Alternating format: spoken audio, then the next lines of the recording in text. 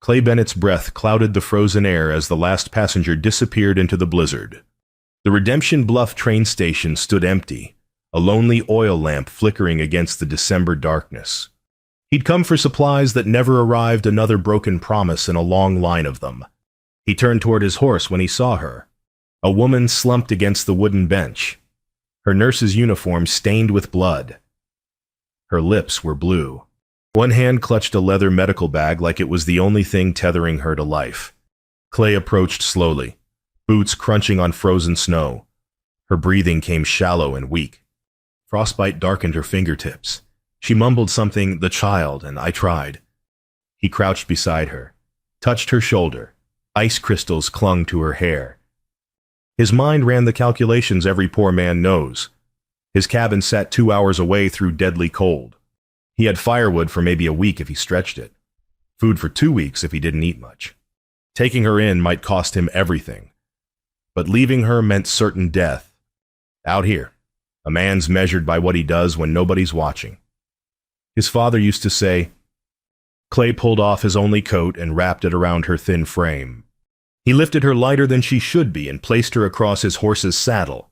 Her medical bag he tied carefully beside her. "Don't know who you are, stranger," he said to her unhearing ears, "but dying alone ain't right for nobody. You hold on. You hear?" He climbed up behind her, keeping her steady against his chest. The station lamp grew smaller as they rode into darkness. Snow began to fall harder, erasing their tracks. Clay muttered into the wind, "God help us both." The frozen woman didn't answer, but her heart still beat against his arm. For now. That was enough. Clay kicked the cabin door open and carried her to his only bed. The one-room structure felt colder than outside. He started a fire with numb, trembling hands, coaxing reluctant flames from damp kindling. Steam rose as snow melted from her uniform. He worked quickly, clinically, stripping away her frozen outer clothes. His wife's old blanket and his only quilt went around her. The fire caught and held. 3 days blurred together. Fever ravaged her. She thrashed and called out names he didn't recognize. He forced thin broth between her cracked lips, kept the fire burning, slept sitting up in his chair, jerking awake every hour to check her breathing. On the 4th morning, her eyes opened. Terror flashed across her face. She tried to sit up, scanning the unfamiliar room, the rough furniture, the leaking roof, the photos on the mantel. "Where am I? Who are you?" Clay backed away, hands raised peacefully. "You're safe, ma'am. Found you froze near dead at the station. I'm Clay Bennett. This is my land." She stared at him, breathing hard, deciding whether to trust. Her gaze fell on the medical bag sitting carefully beside the bed. "My bag? You didn't touch nothing inside," Clay said. "Figured it was important to you." Some of the fear left her face. She slumped back against the thin pillow. "Thank you," she whispered. "I'm Nora Brennan," Clay nodded. "Miss Brennan. Just Nora." He moved to the fireplace, added another log. "You were bad off. Frostbite on your fingers. Fever for 3 days. You're lucky to be breathing." And Nora looked down at her bandaged hands, torn cloth, carefully wrapped. She saw the photos on the mantel, a young woman holding an infant, both smiling, the frame covered in dust. "Your family," she asked quietly, "was..." The single word carried 3 years of grief. Nora understood without asking. Loss recognized loss. "I'm sorry," she said. Clay turned from the fire. "No need, but I gotta be straight with you. I got food for maybe 2 weeks if we're careful. Winter don't care about our plans. You bend or you break." Nora sat up slowly, ignoring the protest of her aching body. She looked at this man who'd saved her life-worn clothes, calloused hands, eyes that had seen too much sorrow. "Then I won't be a burden long," she said. "I'm a nurse, a real one. I can earn my keep." Something in Clay's expression shifted. Not quite hope, but close to it. "We'll figure it out," he said. For now. You rest. But Nora was already looking out the window, seeing the simple wooden cross in the near distance. Snow covered the grave, but love had placed it there. She knew that much. She whispered again, softer. I'm sorry for the trouble, Clay replied. No trouble. Just two people trying to get through winter. Outside, the wind howled. Inside, the fire crackled. And for the first time in months, neither of them was completely alone. Morning light turned the snow-covered hills silver. Nora stood at the window, staring at the grave marker. Clay entered with an armload of firewood, followed her gaze, and said nothing. Over breakfast, thin porridge stretched with water, the truth came out in careful pieces. I'm from Boston, Nora said, hands wrapped around a chipped cup for warmth. I worked for a wealthy family. The Harrisons. Clay listened, spooning his porridge slowly. Last fall, the patriarch old Mr. Harrison was dying. Cancer. Had maybe weeks left. But their housemaid's son came down with pneumonia. 7 years old. Treatable. If caught early. Her voice steadied, rehearsing a story she'd told herself 1,000 times. They called me for Mr. Harrison. I went to the child first. Mr. Harrison was already gone. Nothing I could do would change that. But the boy, he could live. What happened? Clay asked. I saved the boy. Mr. Harrison died while I was treating him. The family said I chose wrong. Said I murdered their father by choosing a nobody over a somebody. They destroyed my career. Made sure no hospital in Boston would hire me. So I left. She looked directly at Clay. I came west because there was nowhere else to go. That's who you saved. A disgraced nurse running from her past. Clay set down his spoon. He rolled his left shoulder, a movement Nora noticed immediately with a trained eye. 3 winters passed, he said slowly. I lost my wife Sarah and our baby girl. I was away buying horses, trying to build up the ranch. Make something for us. Sarah went into labor early. By the time I got back, he didn't finish. Didn't need to. Couldn't afford a doctor, he continued. Couldn't afford lots of things. Lost most of the ranch paying debts. This cabin and 10 acres is all that's left. Nora watched him carefully. Your shoulder. That's an old break. Isn't it healed wrong? Clay looked surprised. Last summer? Horse threw me. Never set right. I can fix that, Nora said. And I can earn my keep if you'll let me stay through winter. Treat your neighbors. Anyone who needs help. Split whatever I earn. Clay studied her. Town will talk. A poor widower and an unmarried woman under one roof, they'll have opinions. Let them talk. Might not be that simple, but Martha Doyle, my nearest neighbor, she's good people. Sharp-tongued but fair. If she approves, others might follow. Nora extended her bandaged hand across the rough table. I won't be charity. Mr. Bennett, Clay, he corrected. And it ain't charity if you're working. He shook her hand carefully. A horse knows a hard man from a kind one. So do I. That afternoon, Martha Doyle arrived, a sturdy woman in her 60s with intelligent eyes and a no-nonsense manner. She looked Nora up and down like she was evaluating livestock. So you're the frozen nurse, Martha said. Clay says you're staying. If he'll have me, Nora replied evenly. Martha turned to Clay. Town won't like this. Warren Kent especially. He's been looking for reasons to get your land. I know. But I like her. Martha set down a basket of preserves. Girl's got purpose in her eyes. That's more than most folks got. After Martha left, Nora found Sarah's sewing kit in a drawer. Without asking permission, she began mending Clay's torn shirt, careful, precise stitches. Clay watched from the doorway. The sight of someone caring for his things, his home, his life, had cracked something in his chest that had been frozen solid for 3 years.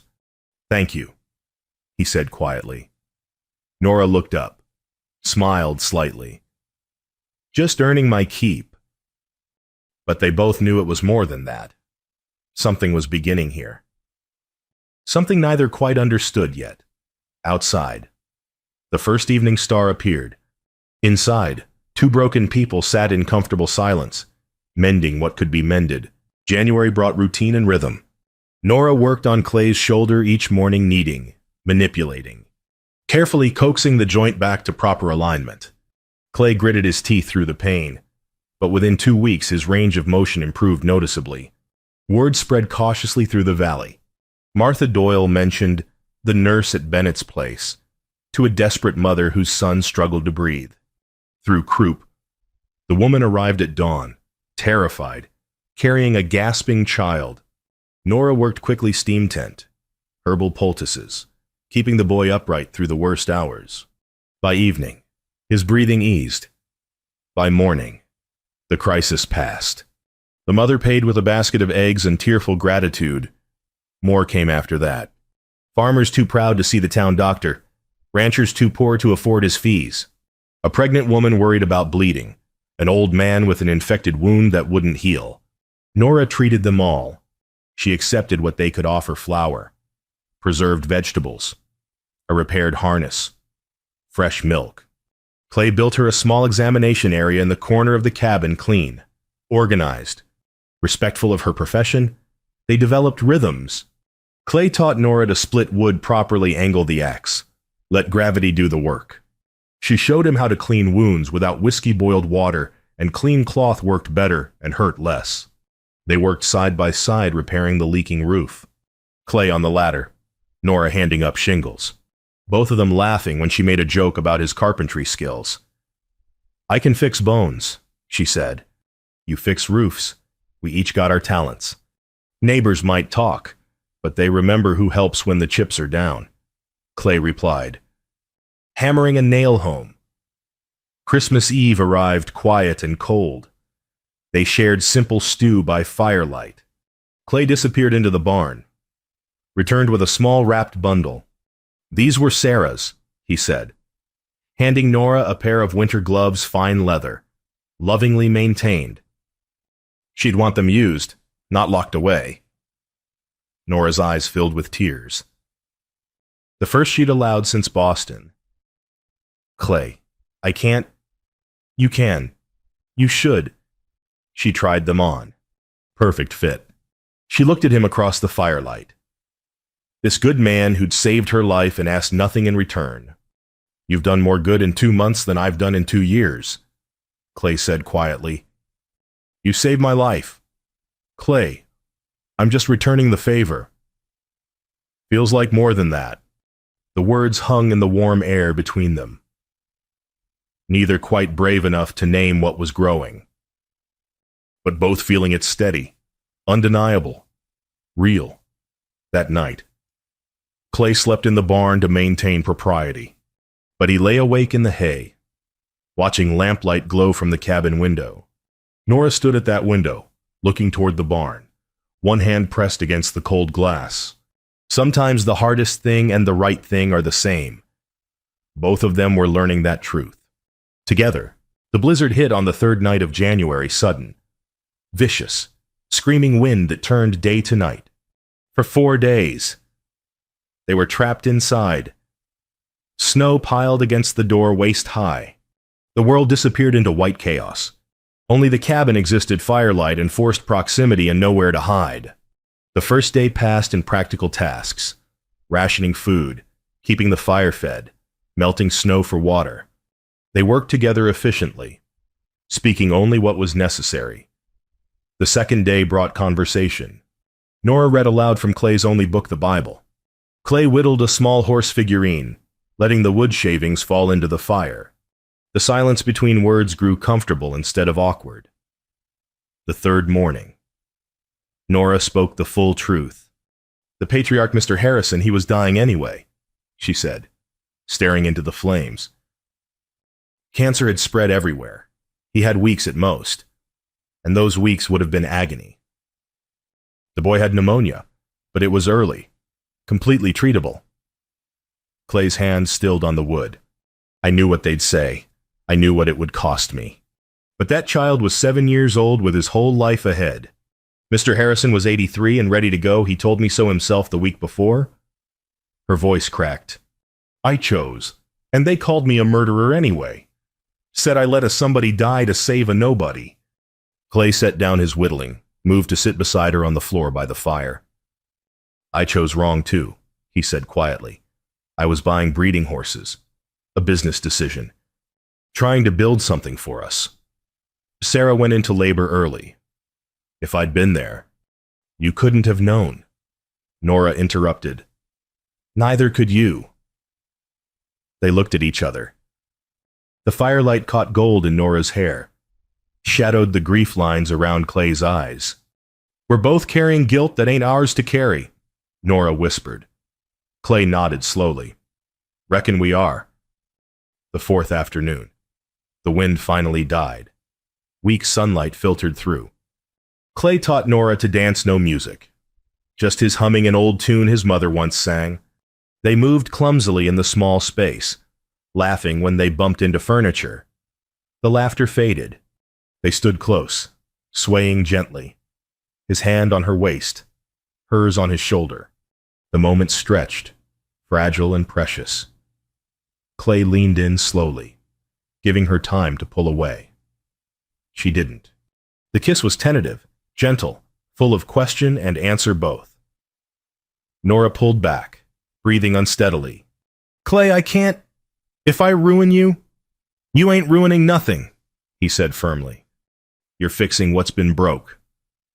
She kissed him again, less tentative this time. The fire crackled. The storm outside had passed. The storm inside was just beginning, the good kind. The kind that washes things clean. When they separated, Clay smiled. Actually smiled, the first genuine one Nora had seen on his face.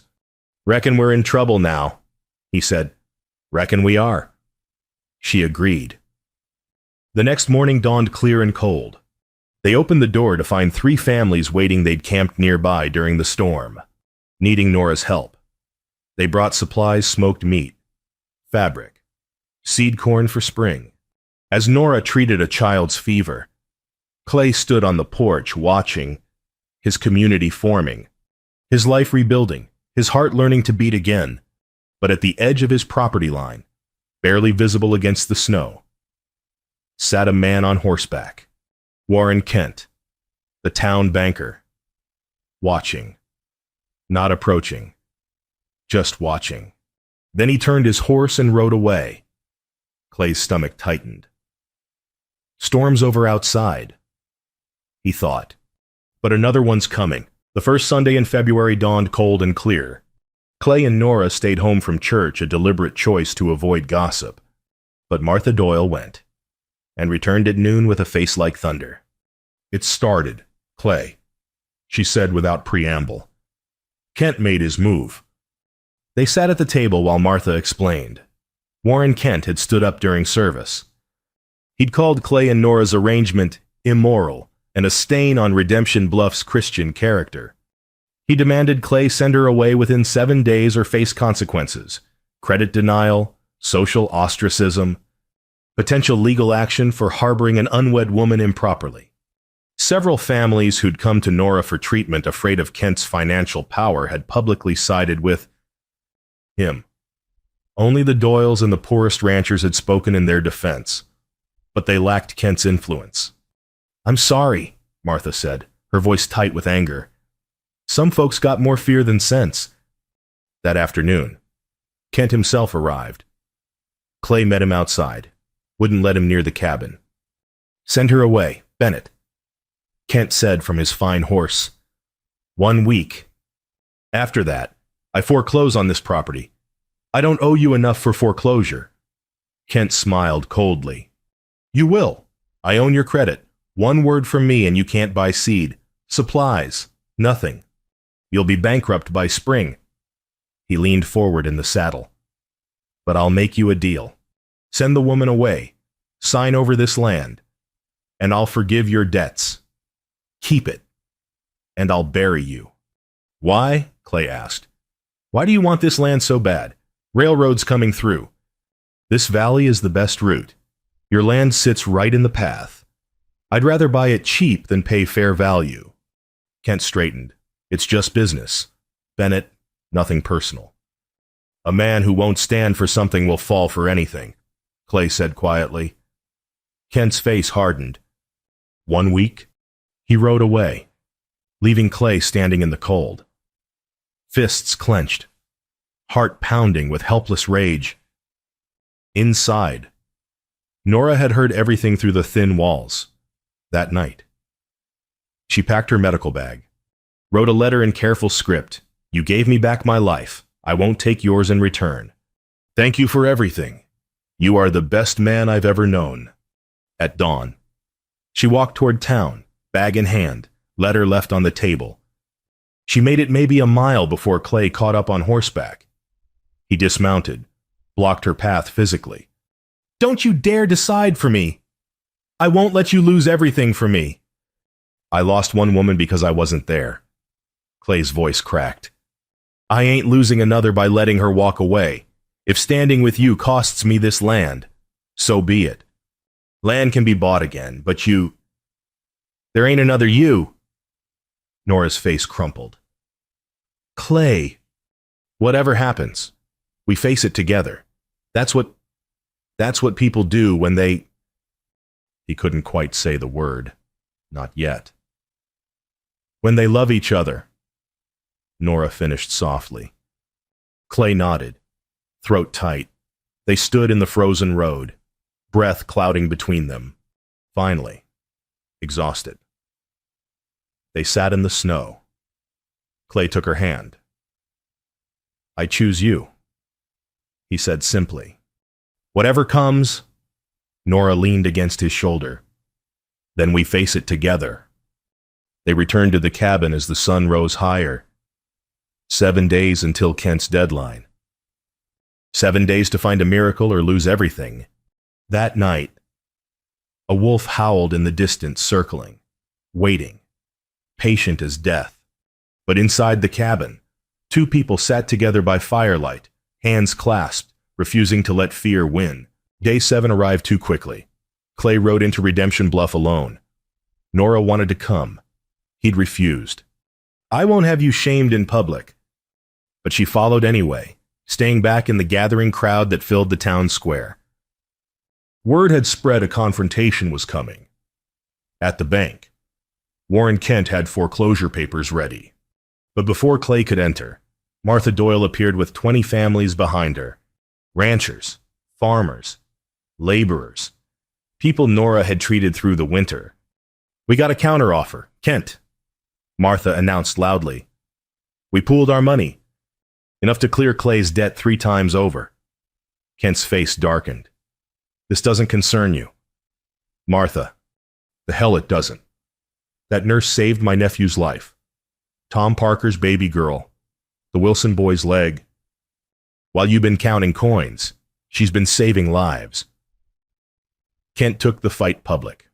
He strode into the town square where the crowd had gathered church folks, merchants, curious onlookers. This is about decency, Kent shouted. Bennett harbors an unmarried woman. He flouts Christian values.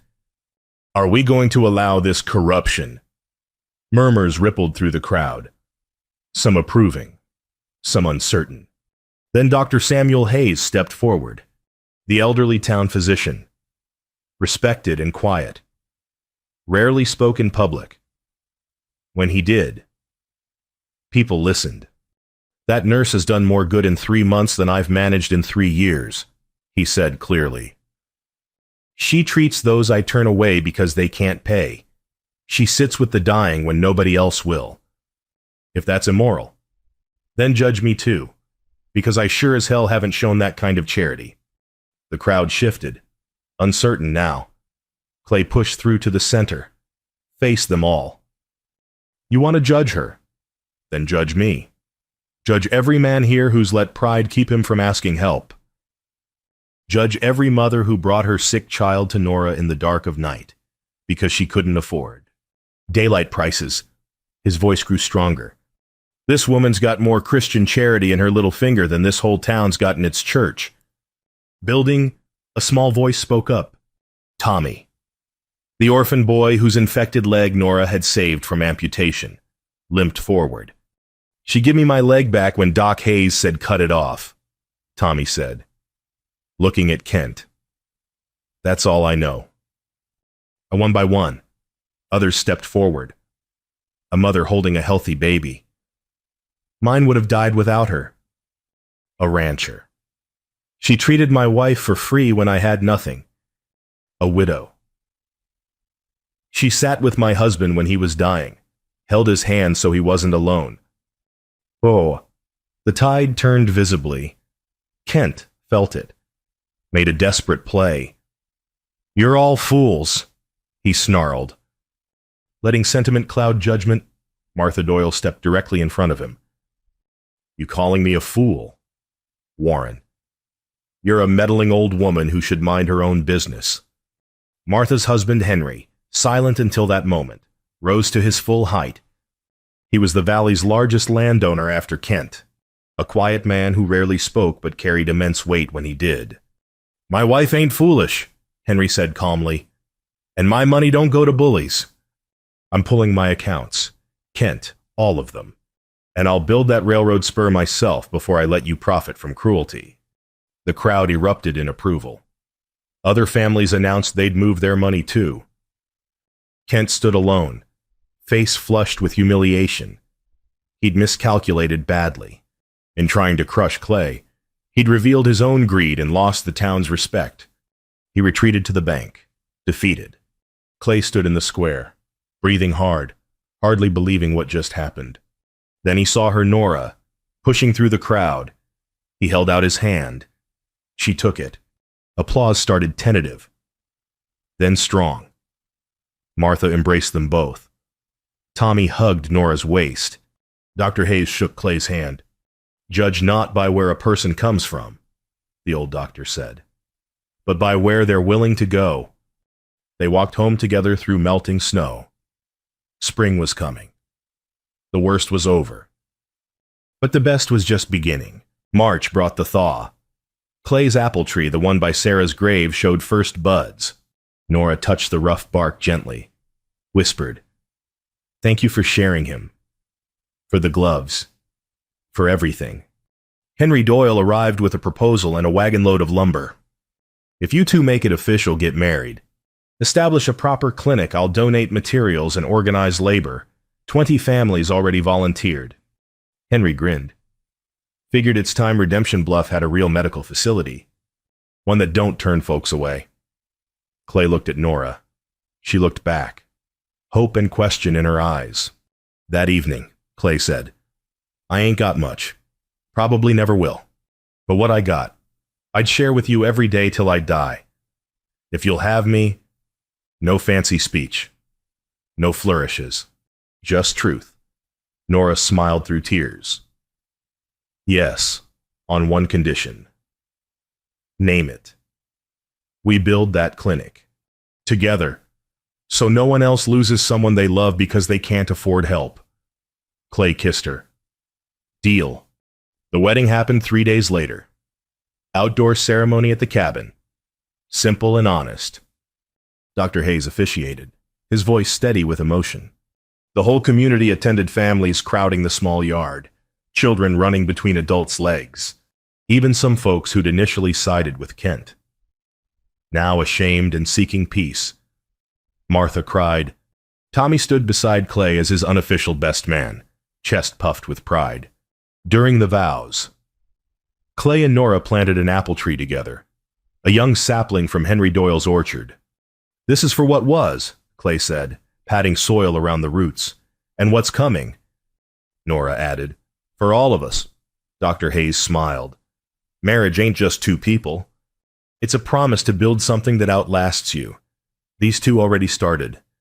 We're just catching up." "Amen," the community responded. After the ceremony, construction began immediately. No point wasting daylight. Men raised the clinic frame in addition to the cabin's east side. Women organized the first meal in the expanded kitchen. Saws sang. Hammers rang. Children played. Tommy approached Clay shyly. Can I stay help you build? Clay looked at Nora. She nodded, smiling through happy tears. Son, Clay said, voice thick, you already are part of this family. Tommy beamed. By sunset, the clinic frame stood rough but sturdy. 2 more children arrived that evening, siblings, 7 and 5, orphaned by winter's cruelty. Their aunt couldn't keep them. Nora welcomed them in without hesitation. We got room. We'll make more if we need to. That night, Clay and Nora stood on the porch, watching their expanded family through the window. Tommy helping the younger children settle in, the clinic frame silhouetted against the darkening sky. Love ain't just a feeling, Clay said quietly. It's choosing to build. Every single day. Nora leaned against him. Then let's keep building. Stars appeared overhead. The apple tree's shadow stretched across Sarah's grave, not erasing the past, but growing from it. Something good was taking root here. Something that would last. Spring 1884. 1 year later. A traveling journalist from Harper's Weekly sketched the bustling scene. Nora teaching 3 women midwifery techniques in the clinic's bright examination room. Clay working with ranchers in the new corral, evaluating breeding stock. Tommy, now 14 and tall, helping 2 younger children feed chickens. The hand-carved clinic sign read, Bennett Family Clinic, all welcome. The journalist, a sharp-eyed woman named Elizabeth Worth, interviewed patients throughout the day. An elderly woman clutching a healthy baby, my granddaughter, would have died in childbirth without Nurse Nora. She delivered her when Doc Hayes was too sick to come. A weathered farmer. Clay gave me seed on credit when the bank wouldn't. Paid him back double. That's the kind of man he is. A widow. She sat with my husband through his last night, held his hand, sang to him. He didn't die alone. Dr. Samuel Hayes, now semi-retired, spent his afternoons apprenticing under Nora before leaving medicine entirely. That evening, he gifted her his medical library, 30 precious books, a lifetime of accumulated knowledge. You taught this town that healing ain't just medicine, he said, voice rough with emotion. It's dignity. It's seeing people as worthy of care regardless of their means. He patted the stack of books. These will serve you better than they served me. Nora embraced him, unable to speak. Evening settled gently. The journalist shared her draft article. Clay and Nora read it together by lamplight, while the children played quietly nearby. Elizabeth's prose was clean and powerful, the nurse of Redemption Bluff. How one woman and a poor rancher changed the frontier. It told their story honestly, the frozen train station, the scandal in Boston, the community's initial judgment, the public stand, the transformation. In a land where harshness often hardens hearts, Elizabeth had written. Clay and Nora Bennett chose differently. They proved that broken people, given kindness and purpose, don't just survive, they build. They build something that outlasts them. This clinic, serving the forgotten and the poor, stands as testament redemption isn't granted. It's built, log by log, life by life. Nora's eyes filled with tears. She got it right. She wrote about all of them. Every family. That's because it's the truth. Clay said, You don't need to fancy up the truth. Tommy appeared in the doorway, followed by the 3 younger children, the orphans now fully part of the family. Mama Nora, are we famous? Tommy asked. Having overheard, Clay laughed, pulled the boy close. No, son. We just lived right. Sometimes that's enough to change things. The youngest child, a girl of 6 named Hope, tugged Nora's skirt. Can we have a story? Always, Nora said, settling into the rocking chair Clay had built for her. They gathered around 4 children, 1 good man, 1 woman who'd found her purpose. Outside, the original apple tree bore its first fruit. Nora had picked one that afternoon, given it to hope like a blessing. As she began the story, Clay stood at the window. The clinic glowed with lamplight. Smoke rose from 2 chimneys now. Horses moved peacefully in the expanded corral. Wildflowers bloomed where there'd been only snow. He thought of Sarah sometimes still, but the grief no longer crushed him. She was part of this, her gloves that saved Nora's hands. Her grave that taught him loss could transform into growth. Her memory that made him brave enough to love again. Some things, when built right, last forever. Martha Doyle had said at the wedding. Clay believed it now. Later, after the children slept, Clay and Nora sat on the porch. The journalist's article lay between them. "They'll remember us," Nora said softly. "Maybe, but that ain't why we did it." "No," Nora agreed. "We did it because it needed doing, because someone helped us when we needed it most." Clay took her hand. "Squeeze gently. And because we learned something important." "What's that?" "That redemption ain't about forgetting what broke you.